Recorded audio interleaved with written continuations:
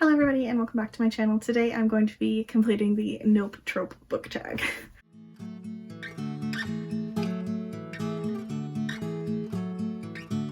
This is an original tag created by one of my good friends here on BookTube, Zoe, over at Zoe's All Booked, so I'll leave her channel down below. Fellow Canadian booktuber, absolutely fantastic. She created this tag based on a bunch of tropes that she finds really annoying, and I actually agree with every single one of the tropes that's on this list, so we have very similar tastes and I'm very excited to see what my answers are going to be for some of these questions, so let's just get right into it.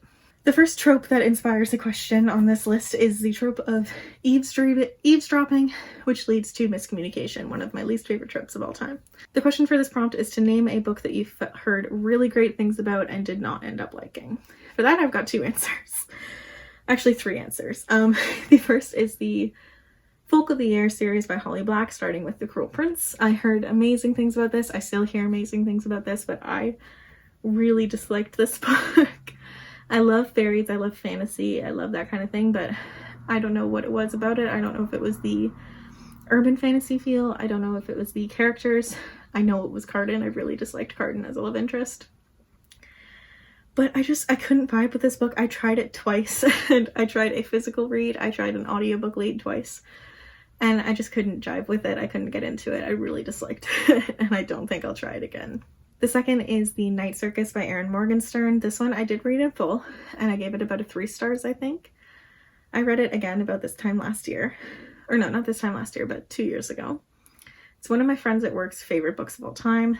It's an adult fantasy, historical kind of, but I don't know what it was about it, but I was just bored. I didn't really enjoy it at all. I was confused for a good portion of the book. I didn't really know what was happening. And I just didn't care about any of the characters. But it was a real letdown for me, unfortunately. And then after that comes a very beloved series, and that is the entirety of the Shadowhunter Chronicles by Cassandra Clare, specifically The Mortal Instruments. I started reading The Mortal Instruments back in high school before the movie or the TV show came out, and it was a huge book series, a very popular book series, alongside things like The Hunger Games and Divergent. They were the emerging genre of YA fantasy. Again, I was bored so much. I read the first 3 of these books, I believe. And I tried rereading them as an adult just a couple years ago with my friend Nick, and again, I couldn't even finish it. I was so bored. I didn't care about any of the characters. I thought the main character, Clary, was whiny and annoying as hell. The only character I think I did like was Simon, and he got done dirty in my opinion, so it just wasn't for me. And then again, partway through the series, there was a very questionable plotline that I just noped right out of there. I can't with The Mortal Instruments. I've heard they've gotten better. I've heard they've gotten better in terms of representation and like quality in terms of writing and plot, but I've tried it twice. I'm not going to try it again. The next trope to talk about is love triangles. Again, not a fan. And the question is to name a series where you can't pick your favorite book. I've got 3 answers for this again as well. The first one is the Brown Sisters Companion series by Talia Hibbert, a set of 3 adult romances following 3 different sisters and their journeys to find love. I adore these so much. I really can't pick a favorite. I have such fantastic memories reading all 3 of these, and I really adore all of the characters. Like, I really don't have a character I don't even like at all. And the stories are just so unique and so heartwarming. I definitely can't pick a favorite. Another one for this question of ones that I can't pick a favorite is the Truly Devious series by Maureen Johnson. This is a young adult thriller mystery series that is part contemporary, part historical, in that it follows a young girl named Stevie who is going to a elusive high school. Kind of a high school, it's like the last 2 years of high school, where students are invited to go completely tuition free to this academy up in the woods in Maine, I think, or Vermont. And you can study whatever you want, completely free of charge. And basically it's for these like genius children.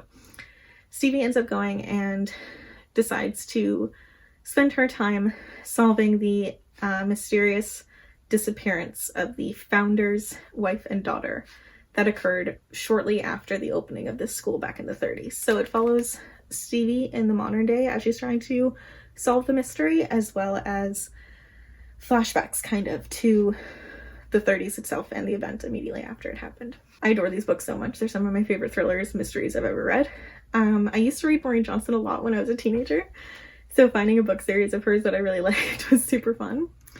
And in terms of like mysteries and series, usually they don't run like do too well in my opinion, because it's kind of like they become convoluted after the first book, but the first book didn't actually solve the mystery. And I didn't feel like it was dragged on or anything. Like each book was super compelling. Each book had really great character development and really great characters itself. And I was still blown away by the ending. I didn't guess it the entire way through, which I think is a positive for some books. I love Stevie as a character. I love all of the relationships she develops with the other students and other people living around the school. And I think the mystery itself from the 30s was super compelling. And it reminded me kind of like an Agatha Christie mystery at some points, which I'm obsessed with Agatha Christie, so that was fun. But yeah, anyway, I can't pick a favorite. They're fantastic. You should read it. And the next series that I can't pick a favorite in is actually the We Hunt the Flame duology by Hafsa Faisal. The first book being We Hunt the Flame, second book being We Free the Stars. These books are fantastic. I adore them so much, and I can't choose between them. It's like choosing between children. This is a complete YA fantasy duology following Zafira, who is just known as the Hunter. She disguises herself kind of as a man, and goes into this mysterious forest that most people are destined to never come out of in order to hunt and provide for her community.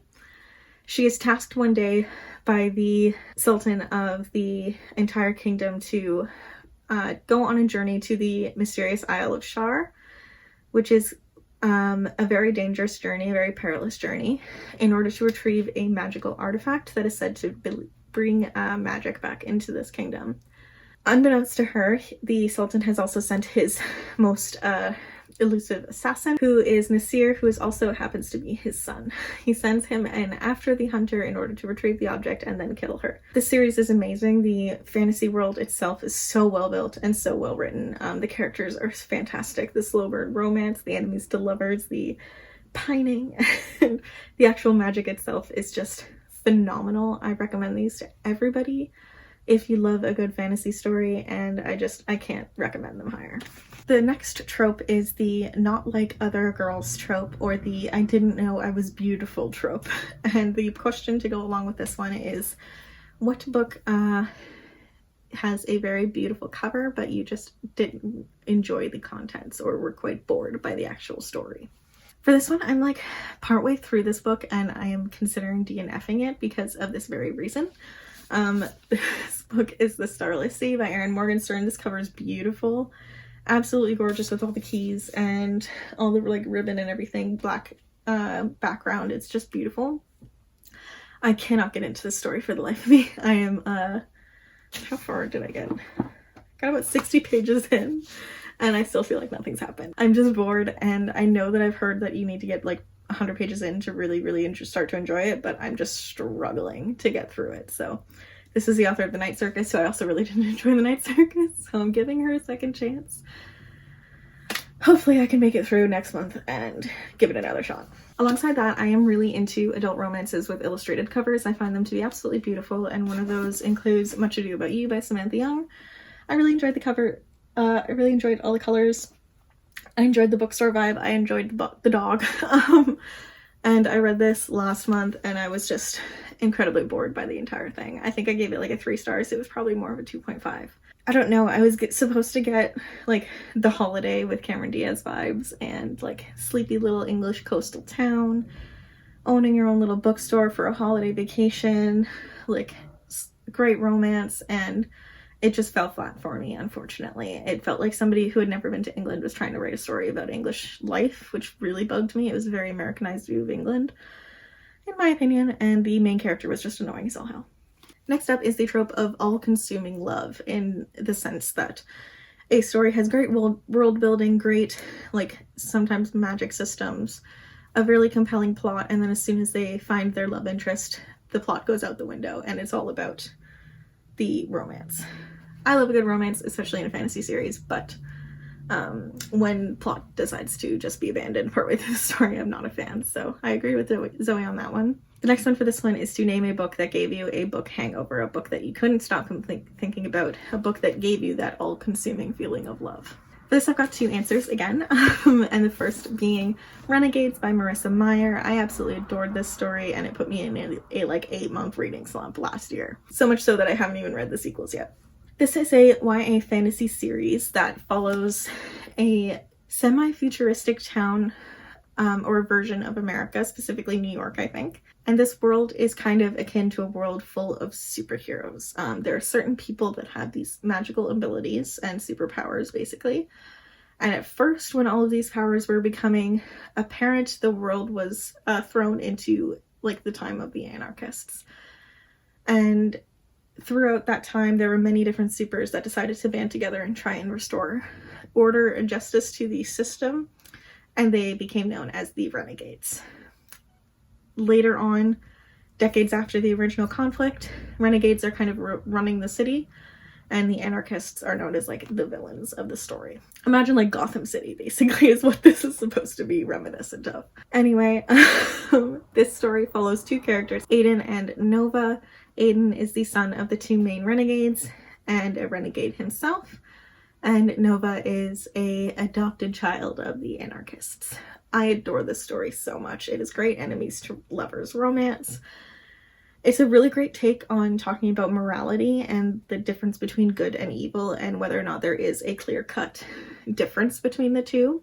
I think it's very well conflated and very well argued that there isn't a clear-cut definition. And both characters on both sides do good and evil things despite their allegiances. But this story just blew me away, and I desperately need to read the sequels. Hopefully I'll get to them very soon, because I really love this series and I really need to know what happens to the rest of the characters. But it was super fast-paced and it left me thinking about it for a very, very, very long time. Next up is Vicious Spirits by Kat Cho. I just read this about 2 weeks ago now, I think. And it is the second book in the Wicked Fox duology. This book I absolutely adored. It is like an urban fantasy young adult series based around Korean mythology and set in a modern day Seoul. Adore this series so much. The magic and the mythology aspect being interwoven into these really fascinating characters' lives was really great. And I haven't really finished a book since reading this, so it put me in a bit of a slump, but that's because I adored it so much. Wicked Fox I read in one night, sitting in my bathtub, and I actually just did the same thing the next day with Vicious Spirits. I sat down on my bed to read it and I just didn't get up until it was done. So that's like a very high praise for me. And it put me into a bit of a 2-week long reading slump. I'm really hoping it's almost over. The last prompt on this list is related to the trope of the douchebag boyfriend, who you find out later on has these little redeeming qualities that make him less of a dick. And the prompt for this one is to name a book that took you a while to get into, but you ended up actually really loving. This again is another very recent read for me, and that is Thorn by Intisar Kanani. This is a retelling of the Goose Girl fairy tale. This story was really great. It took a little while for me to get into, which is the reason it's the answer to this question. It took me about 100 pages to really get into the story, but once I did, it became one of my new favorite fairy tale retellings of all time. The only downside that I really have to this is the development of the villain, which is why the beginning kind of slowed it down for me a little bit, like establishing the conflict, basically. But once it was established and once the character really got to grow into her own, like the main character itself, and the plot really started to move, I really, really adored this story, and I adored the retelling itself. I think the main character was super sweet and kind and like she was a very redeemable character, and I just really, really enjoyed her story. I'm very excited to read the sequel. I think it's called Theft of Sunlight. I need to get a copy of it very soon because this turned into one of my new favorite books. Finally, the last prompt in this tag is to name a few of the few book tropes that you yourself desperately hate, and all 3 of the list on my list kind of are part of the tropes we just discussed, basically. My all-time least favorite trope, most hated trope in literature, is the trope of miscommunication.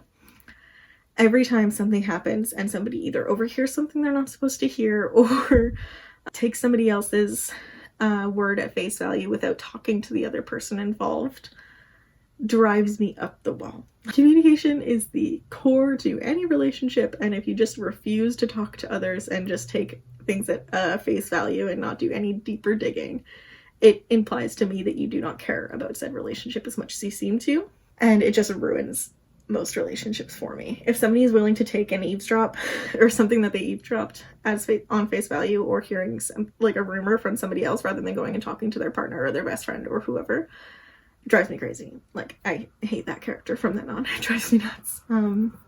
Yeah, that's definitely one of them right there. I also really despise love triangles. I think they're just unnecessary. I think I'd rather have a story with like a really amazing plot and also a great romance than having the plot be somebody choosing between two romances. It just is not my cup of tea. And then my last least favorite trope is insta love. Insta love drives me nuts. Like, I love the idea of love at first sight.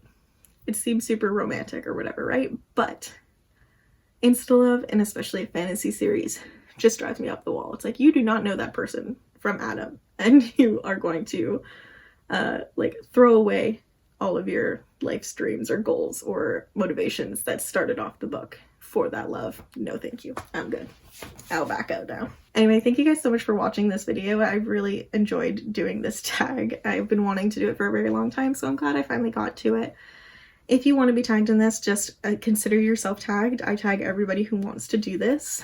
If you've read any of the books that I mentioned on my list, or if you also hate the same tropes that I do, please let me know down in the comments below. I need to find some like-minded people, please. If you did like this video, please give it a thumbs up because it really does support my channel. And if you're new here, please subscribe. I put up new bookish and writing videos every week. And I hope you guys have a lovely day. Bye-bye.